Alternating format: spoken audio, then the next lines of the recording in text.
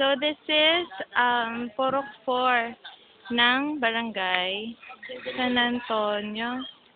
This is where your relief goods will be sent.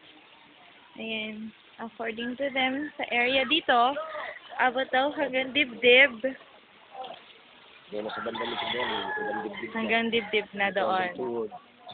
Okay. Ito ay extending over there. That's Laguna Bay.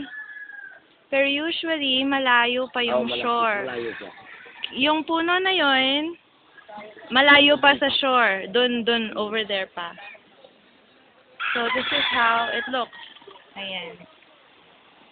Sa kabilang barangay, Tagumpay, mas mataas daw yung water. Lampas sa... Tingnan mo, nagwe-wave. Nakakaaliw naman tong bahang ito. Ayan.